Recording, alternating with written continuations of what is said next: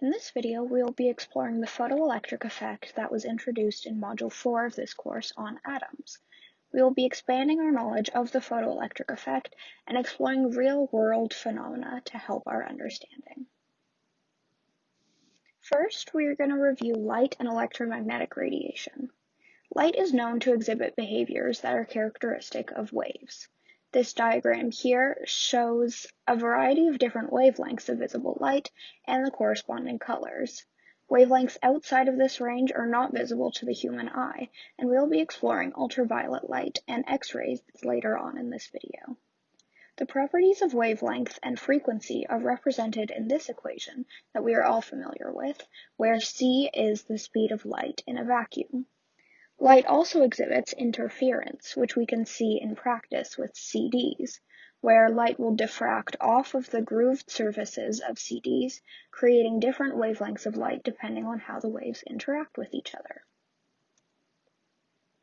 Now we're going to jump into the photoelectric effect, which is the ejection of electrons from a surface when disturbed by electromagnetic radiation. Light is a kind of electromagnetic radiation, and Einstein was the one to propose that light behaves like a stream of photons, in addition to its wave-like behavior.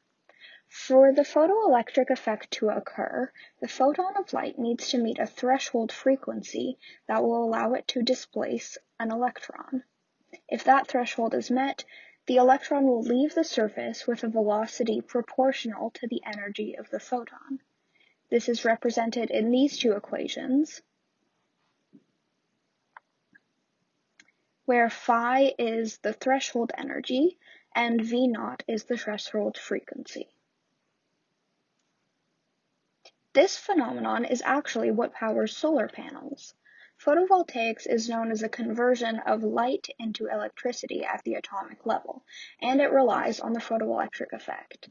Solar panels are made up of cells, each cell with a specific semiconductor material that will allow sunlight to collide with electrons on the semiconductor and be ejected, which we will use to generate electricity.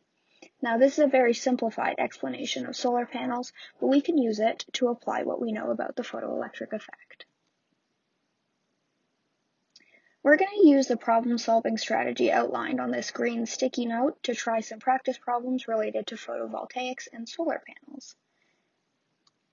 If the minimum energy required to cause the photoelectric effect in silicon is 7.57 times 10 to the negative 19 joules, will electrons be ejected when light with a wavelength of 220 nanometers shines on the solar panel? And if yes, what is their velocity? So we're going to start with step 1 and identify all of the relevant information for the question. We get that the threshold energy for the silicon material is 7.57 times 10 to the negative 19 joules, which is our value for phi. The wavelength is 220 nanometers, which you may remember is outside of the visible light spectrum and is actually ultraviolet light. And we also have the values for Planck's constant and the mass of an electron. Moving on to step 2, we can also identify these three equations that will be helpful to us in solving this problem. So now we can actually solve the problem. First, we're going to rewrite the equation for the energy of a photon such that the frequency is expressed in terms of the speed of light and the wavelength. Then we can just solve for the energy of the photon, which turns out to be 9.03 times 10 to the negative 19 joules. And this is slightly higher than the threshold energy, so we can say that yes, this wavelength of UV light will be able to cause the photoelectric effect. Next, we want to express the kinetic energy of an electron in terms of its mass and velocity, so that we can solve for velocity in the next step. We just need to rearrange this equation to solve for the velocity of the photoelectron, which turns out to be 5.66 times 10 to the 5 meters per second. And step 4 in this problem-solving strategy, interpreting the answer, just involves making sure that this value makes sense in the context of the question in terms of its units and its magnitude. so the units of meters per second is expected, and it also makes sense that the photoelectron is moving very, very quickly, so we have a very high velocity. Now I'm going to introduce this new concept known as the inverse photoelectric effect, which is quite literally the opposite of the photoelectric effect, where electrons that collide with a surface will eject photons and thus produce radiation.